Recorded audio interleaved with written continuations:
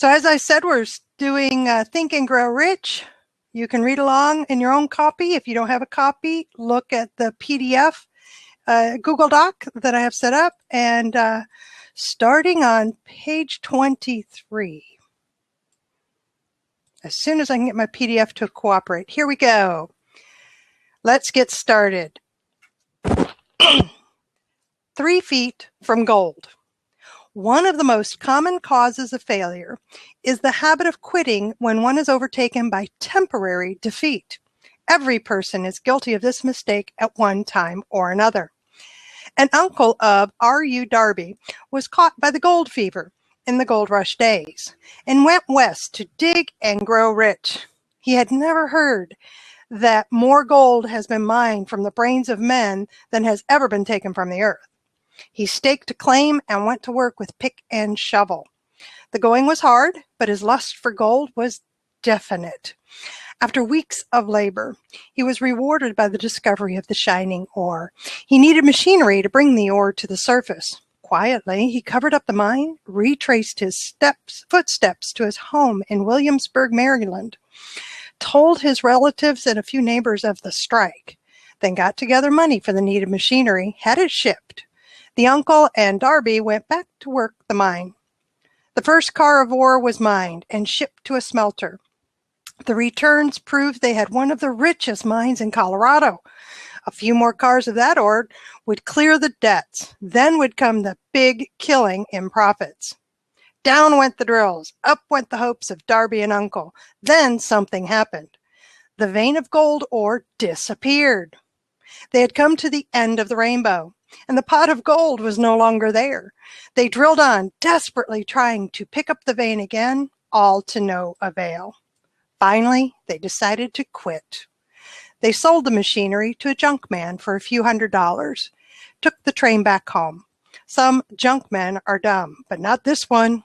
He called in a mining engineer to look at the mine and do a little calculating. The engineer advised that the project had failed because the owners were not familiar with fault lines.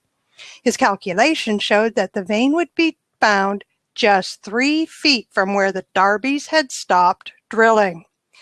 And that is exactly where it was found. The junk man took millions of dollars in ore from the mine because he knew enough to seek expert counsel before giving up. Most of the money which went into the machinery was procured through the efforts of R.U. Darby, who was then a very young man. The money came from his relatives and neighbors because of their faith in him. He paid back every dollar of it, although he was years in doing so.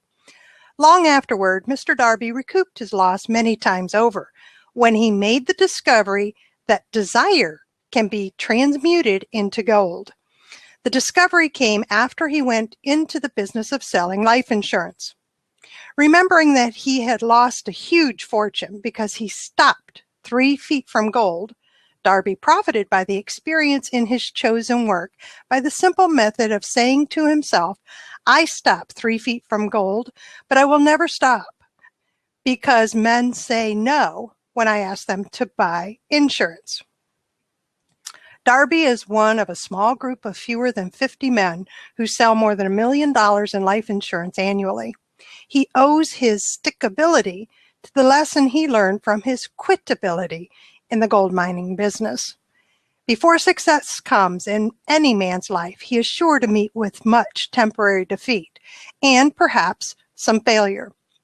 When defeat overtakes a man, the easiest and most logical thing to do is to quit. That is exactly what the majority of men do.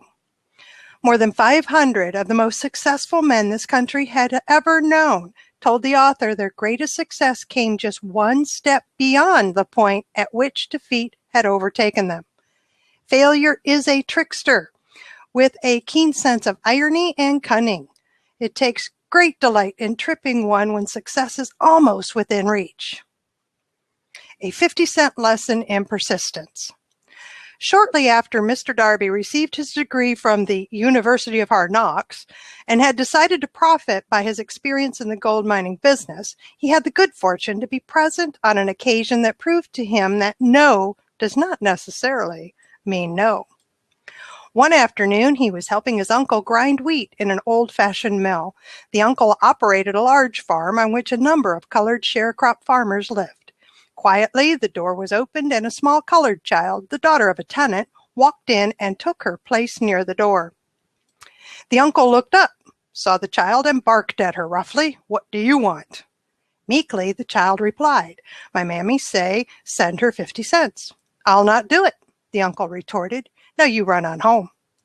"Yes, sir," the child replied, but she did not move. The uncle went ahead with his work, so busily engaged that he did not pay enough attention to the child to observe that she did not leave. When he looked up and saw her still standing there, he yelled at her, "I told you to go home. Now go, or I'll take a switch to you." The little girl said, "Yes, sir," but she did not budge an inch. The uncle dropped a sack of grain he was about to pour into the mill hopper, picked up a barrel stave, and started toward the child with an expression on his face that indicated trouble. Darby held his breath. He was certain he was about to witness a murder. He knew his uncle had a fierce temper. He knew that colored children were not supposed to defy white people in that part of the country. When the uncle reached the spot where the child was standing, she quickly stepped forward, one step, looked up into his eyes, and screamed at the top of her shrill voice, "My mammy's gotta have that 50 cents. The uncle stopped, looked at her for a minute,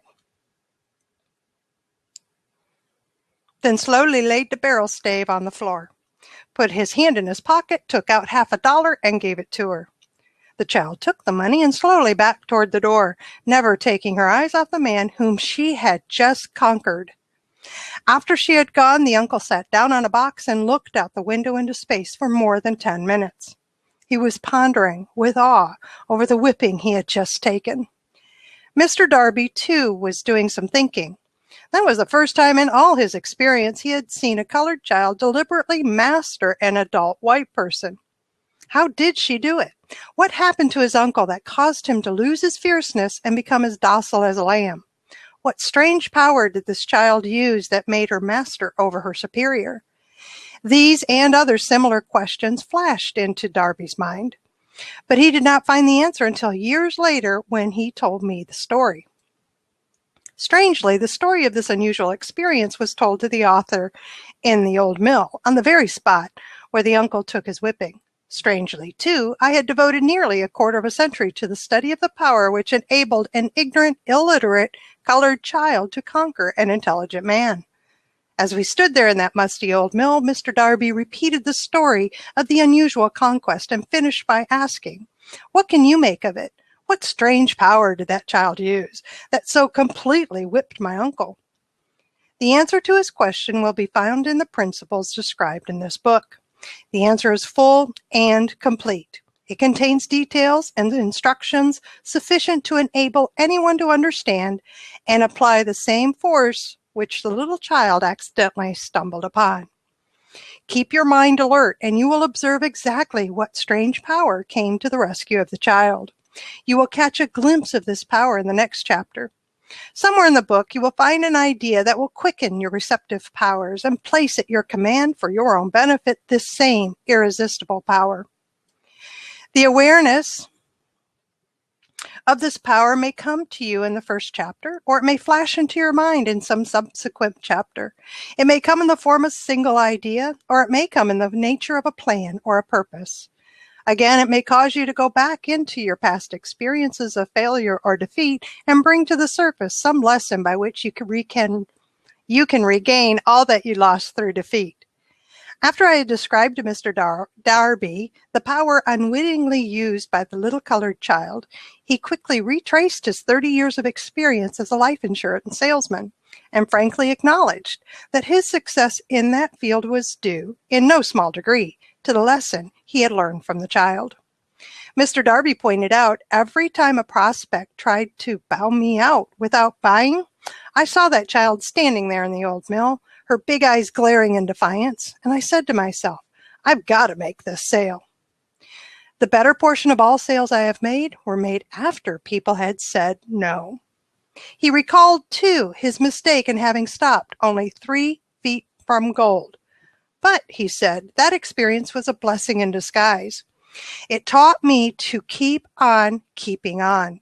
No matter how hard the going may be, a lesson I needed to learn before I could succeed in anything. This story of Mr. Darby and his uncle, the colored child in the gold mine, doubtless will be read by hundreds of men who make their living by selling life insurance. And to all of these, the author wishes to offer the suggestion that Darby owes to these two experiences his ability to sell more than $1 million of life insurance every year. Life is strange and often imponderable. Both the successes and the failures have their roots in simple experiences. Mr. Darby's experiences were commonplace and simple enough, yet they held the answer to his destiny in life. Therefore, they were as important to him as life itself. He profited by these two dramatic experiences because he analyzed them and found the lesson they taught. But what of the man who has neither the time nor the inclination to study failure in search of knowledge that may lead to success? Where and how is he to learn the art of converting defeat into stepping stones to opportunity? In answer to these questions, this book was written. I'm going to stop now because I think that there's plenty to discuss when it comes to those couple of short stories. Who would like to join me? Jump into an open seat and we can start the discussion of what was just read. Stopping 3 feet from gold, analyzing defeat for the knowledge to move forward into success. Those are some of the things I got. It's the little things that happen in my life that if I pay attention, I can learn from. I know that for me, so many times, I expect big lightning bolts. I have been through horrifying experiences that are all about tremendous emotional upheaval or mental anguish. And of course, I've learned things from those. Of course, I've grown. But I think what this is telling us is that it's the little experiences in life and the little defeats that can teach us as well. So now I'm wondering if anybody can jump in and help me to articulate and to learn, how do we recognize that a little defeat has a lesson in it? And I say that because sometimes the little defeats, I just move right on by it, shrug it off, I just say, I can move past that. And we have Edwin. I'm going to wait till, hey, there you are, Edwin. I can't hear you. Hi, there you are. Yeah, you're coming. Oh my goodness, you are driving and blabbing. All right, so quickly share what you have with us. Good morning. How are you today? I am so darn good. If I were any better, I'd have to be twins. How are you? I'm excellent. Thank you.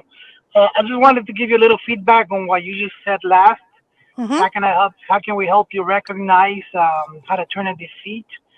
Just think about that. Every defeat is a learning experience, and use that towards your advantage.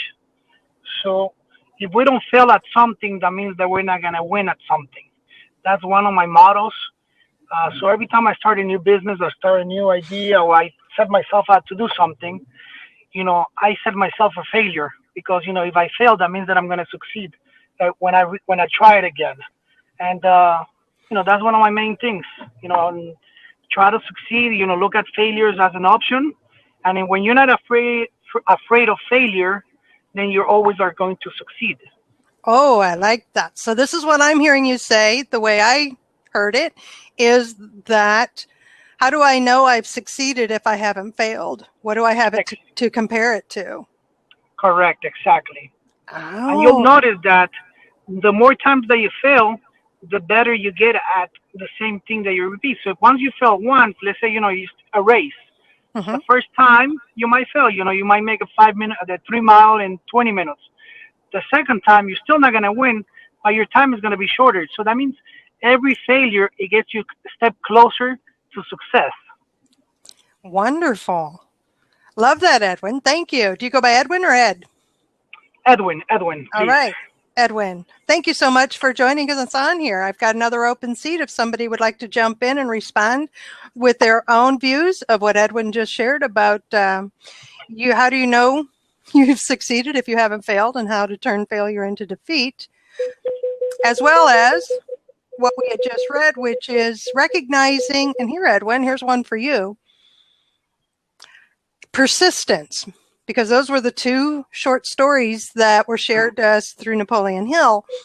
Persistence, stopping 3 feet before you hit gold, right? When you hit that barrier, how do you know to keep moving through that barrier? And the persistence, and have that power, which is what I got from the second story, the little girl against the older fella, the power to just stand and say, well, I really don't care what you said. This is what I'm going to do. So so you've had failures, right? So correct. On persistence, for example, have you ever heard the story about the guy that used to own a gold mine? Yeah, that's one of the ones that you must have come in a little later. Yeah, that's one of the ones we read. I did. 3 feet before hitting gold. Exactly. So that's a big lesson, and that's a big story, and it's the same thing. Whenever you're, that's one of the biggest reasons what a lot of people that set up themselves to start a business or start a new venture, they don't succeed. They quit. And you have to do is you have to keep going through the finish line. You went into warp drive. It doesn't matter how long it's going to take. I'm sorry? You went into warp drive. The audio went wonky on us. Sorry, there. hello? Yeah, I'm here. Are you here? The hazards of driving while blabbing. Can you hear me? The audio went. Now I have no video of you, but you're still here in the seat. So shortly, there we go. Oh, Edwin, what a joy to have you with us. Thank you. Anybody else want to jump in and talk about persistence? What gets us through the barrier? And somebody tried to. Vitel, is that you? Did you want to try again? Okay. Persistence. Not giving up. So what I'm getting out of the two stories that were written and shared by Napoleon Hill, I just read them. I believe so strongly in the business that I own and the service that it offers that in 2013, I came across a huge wall. It was emotional and mental. And it was all internal, right? And I was having difficulty pushing through it to continue to sell because it was brought on by a lot of rejection, a lot of pushback on what the services and products I was offering.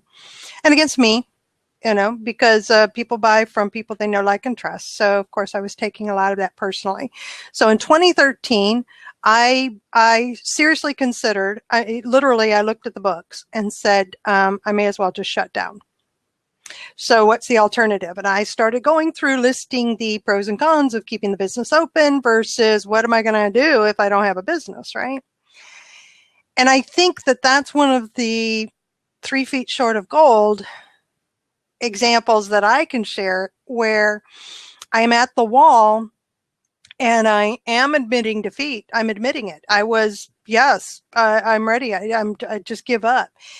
And what I did was I sought the counsel of someone more experienced than me and sat with her because, see, in my mind, I hadn't really done everything possible yet.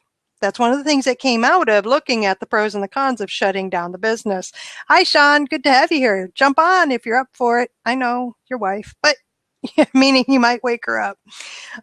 So what I came across was, and one thing that I've learned from it, okay, is that when I make that list of pros and cons, what have I done? Have I done absolutely everything possible? And I realized I hadn't. So that's when I sought counsel with an experienced, successful businesswoman. We sat and outlined a plan of action and I got a little more motivated. I didn't feel quite as defeated. And I said, okay, then what I need to do is something else, something I hadn't done before. Yes, Sean, let me get you the link. Where's the link? Do we have the link? Yeah. Here's the link. I read from page 23 to 26, the 2 stories about persistence. 3 feet from gold. Don't stop before you get that last 3 feet. And the persistence of a young child going up against an older man and just saying, no, I'm not going to take your no. So here I was at the wall, but I had now had a different plan of action. And it was provided to me by somebody that I trusted. And I said, okay, I recommit. I'm not going to shut the business down. I'm just going to recommit.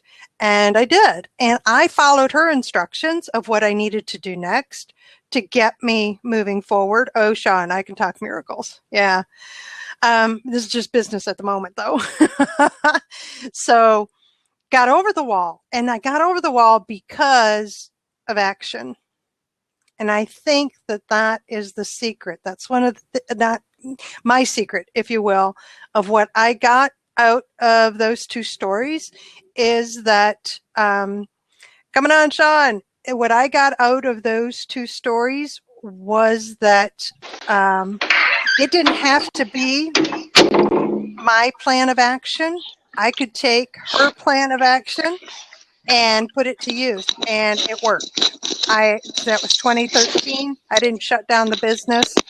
I'm still up and running and doing okay. So welcome, Sean. So glad you could join me. How's it going? Good morning. Wild hair and all. Hey, you know, today's day and age, you're styling. As my wife calls it, my Mon Chi Chi look. Come on, man. You're in Guatemala. Who cares, right? And I work for myself. I'm not trying to impress anybody. There you go. Who do you have to impress? All right. So are you awake enough to share your experience of don't give up before the miracle happens, of persistence, pushing through? I can actually, was it about 9 or 10 years ago, I had been laid off and I was trying to start a home-based business, and I was involved with direct marketing, and I was experiencing some success, but banging against the wall a lot, like you were talking about, and I actually at one point said, I can't do this. I need to go back and get a regular job because I can't afford, because with a lot of direct selling, you have to be paying out monthly, whether you're making money or not.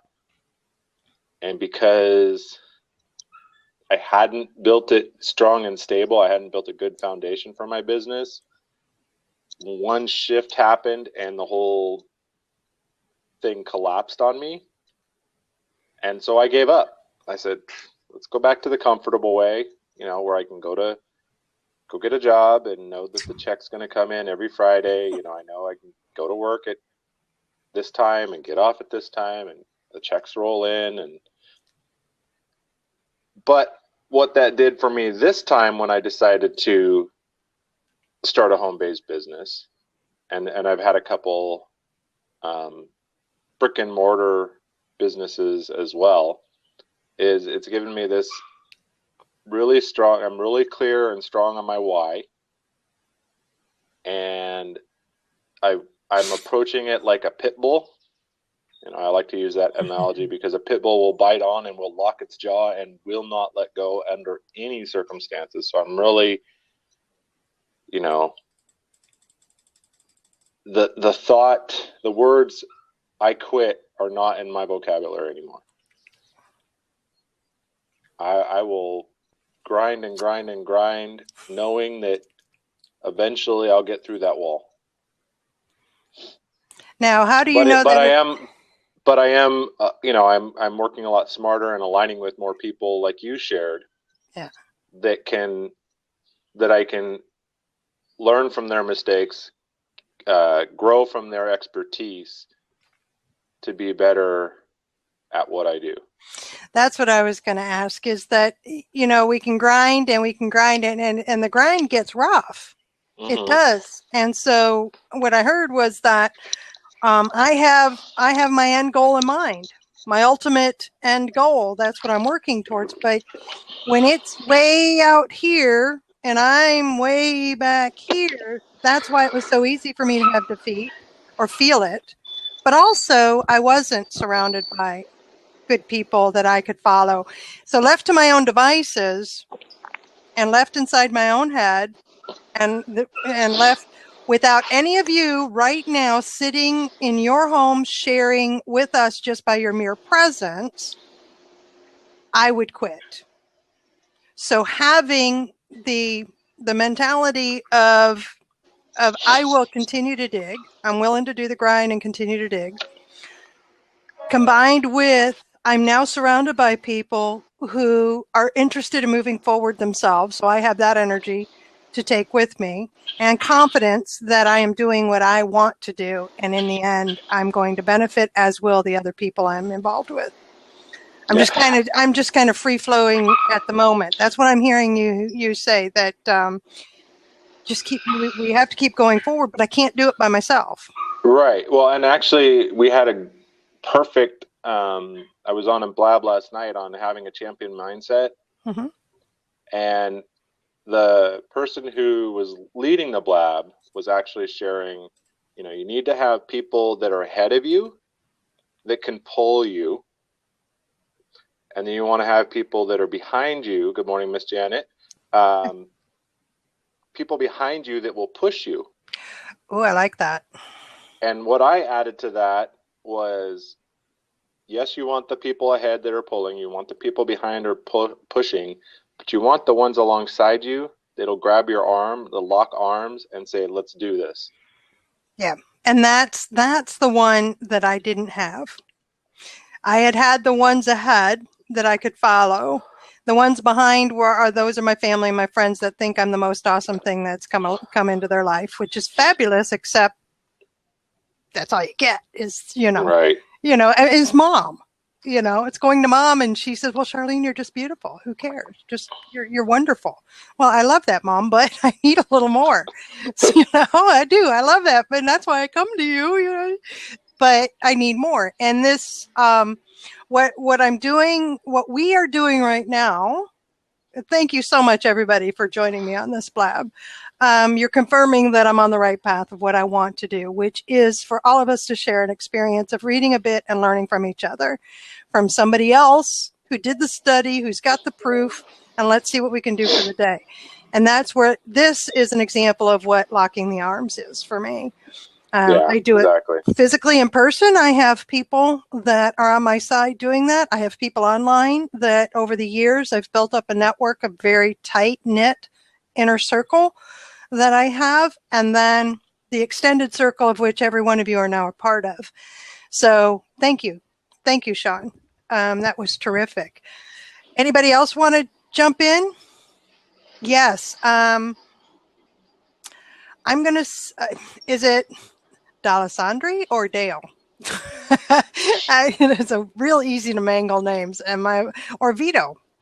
Yes, my commitment is to be here every morning by 8 o'clock and during the weekday. And that's 8 o'clock Eastern time, to read a portion of Think and Grow Rich. Today was page 23 to 26, so that we could discuss what we learned from it and share some experience so that others, including me, primarily me, sorry, it's selfish, primarily me, I get you got to be selfish sometimes, Charlotte. I'm telling you, this is what I do every day, every morning. And then I used to jump onto a teleconference call. The difficulty was getting people one at a time to share. And when they did, a lot of times I couldn't understand what they were saying. I do have hearing issues. So I thought, well, I'm going to take what I do and I'm just going to invite other people to join me because I'll benefit from it. There's the selfish part. My day's starting out great.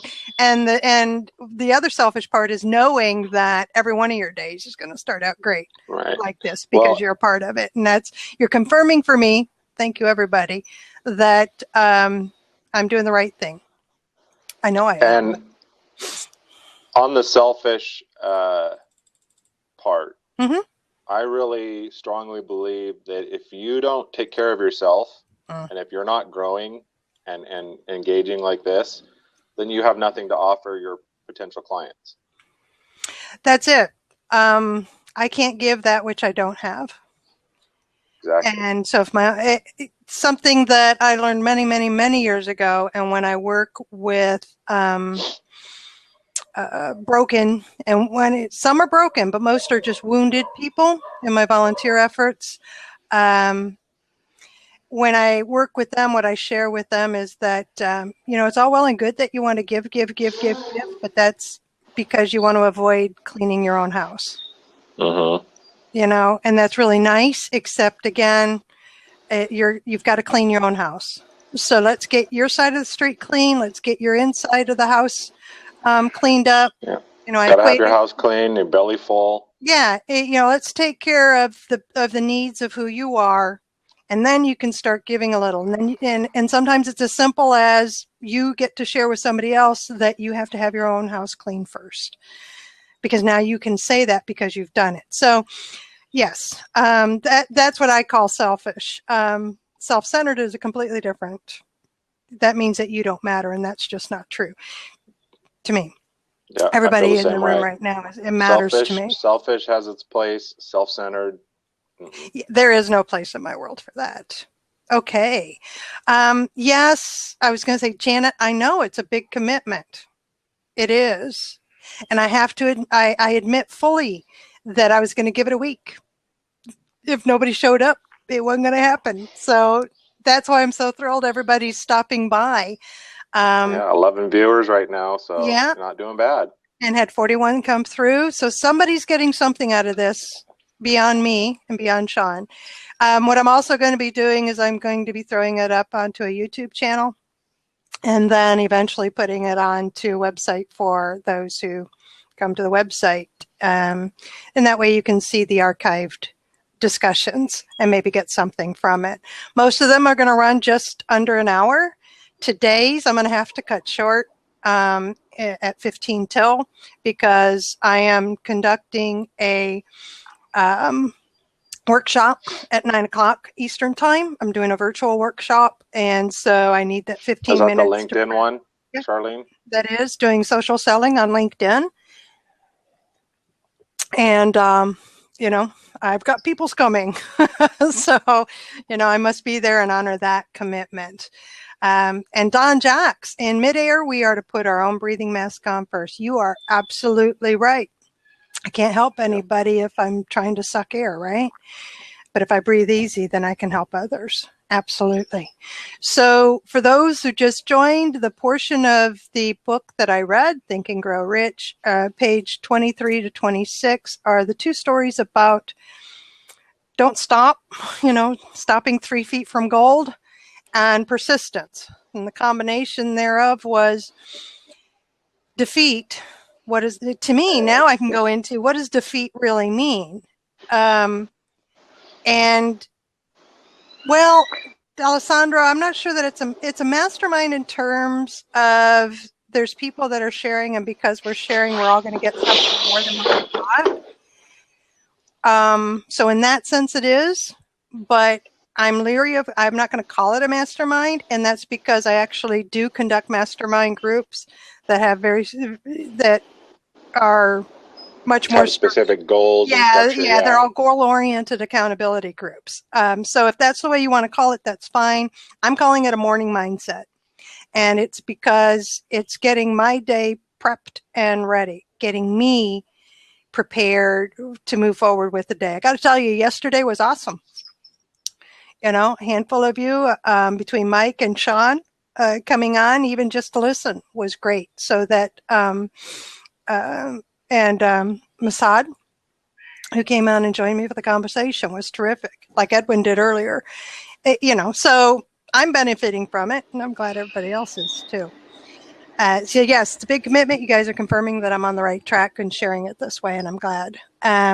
So moving forward, defeat. What came to mind when I just said that was that sometimes about defeat really isn't giving up. It's acknowledging that things are really, really tough and the brick wall or the concrete wall is going to take a bigger sledgehammer. Maybe that's a way to look at it. Because to me, it used to be defeat meant that I lost or that I gave up. But instead, we can look at it as I lost to this point, but I don't have to give up. I can acknowledge that, like in 2013, when I was ready to shut down the business, I can acknowledge that it is bad, that this is the reality of where things sit financially, emotionally, mentally, spiritually. Everything that I am, that I bring to the business is hitting that wall. And so looking at that reality, it says, yeah, I'm in defeat. But that's also when I realized by looking at it that I needed to go do something else because there were a couple of things I hadn't done yet. So when I sought the outside counsel, I don't know. What do you think, Sean? And am I just babbling like an idiot? Nope, not at all. And I think for me, I know, well, as you were speaking, I was thinking about one of the mind shifts I've had. And as I take on more coaching clients, I'll be sharing this mindset is I study NLP. Mm-hmm. And what I've learned so far, I'm actually finished the training on success coaching using NLP, and I just haven't gotten my certification yet. But one of the, and the word is escaping me, what they call it. They have a set of like 9 beliefs in the NLP model, and they're like at the core of it. But one of them is there is no failure, only feedback. And keeping that at top of mind for me, just whenever I think it's a failure, like if I host a webinar and 3 people show up and nobody buys anything, it's not a failure. It's just like, okay, that didn't work. Let's make an adjustment and march out a new direction. Because sometimes, we're talking about this wall. Sometimes we need a bigger sledgehammer to go through the wall. Mm-hmm. Sometimes we need to find the ladder and go over the wall. And sometimes we just need to find the door and open it. Yeah, we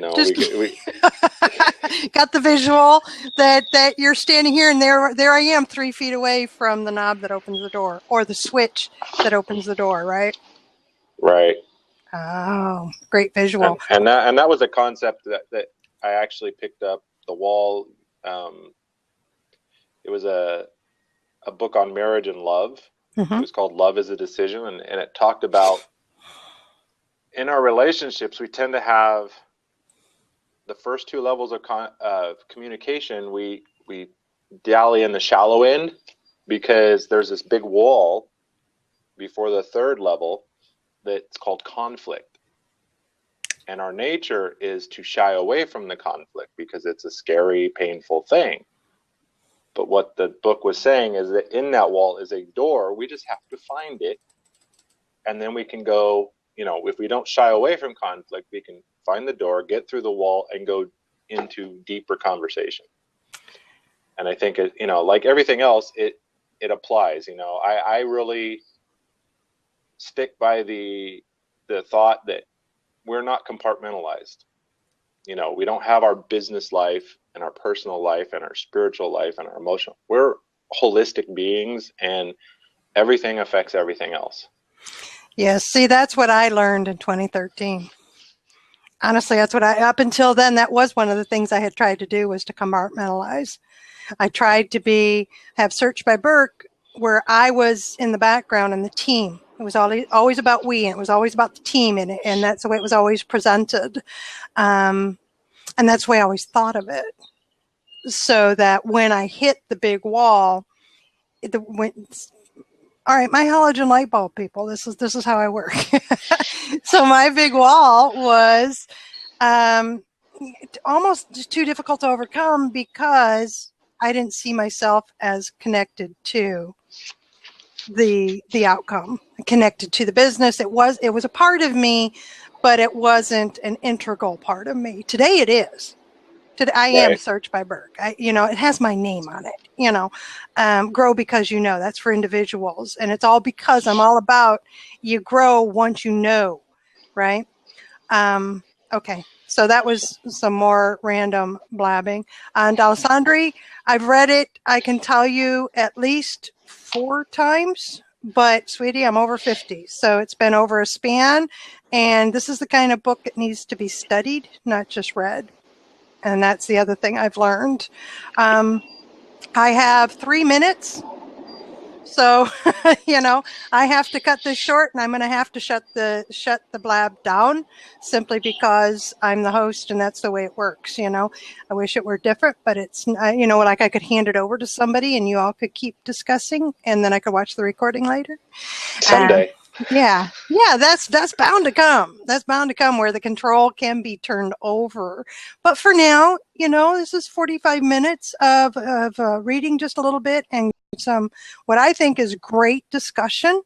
I want to thank everybody who's come through here, Dr. Will, and I really hope, Alessandri, that is the way I should say it. And Bev, thank you for stopping in. Janet Johnson, what a joy to have you here.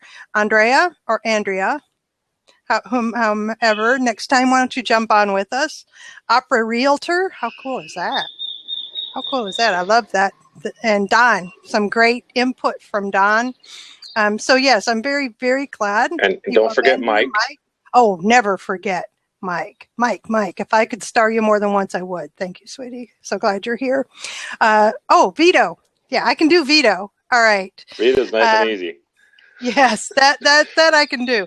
All right, so let's go ahead and wind this down. Sean, thank you for jumping on with me. I am going to be here tomorrow, 8 a.m. Eastern Time. Subscribe to tomorrow's blab. Join me. Spread the word. We're going to keep it to about an hour because we really do need to keep moving forward with the day. I'm going to sign off with my usual sign off for Grow Because You Know, which is let's move forward with purpose, on purpose, to grow our hearts, grow our minds, grow our business. And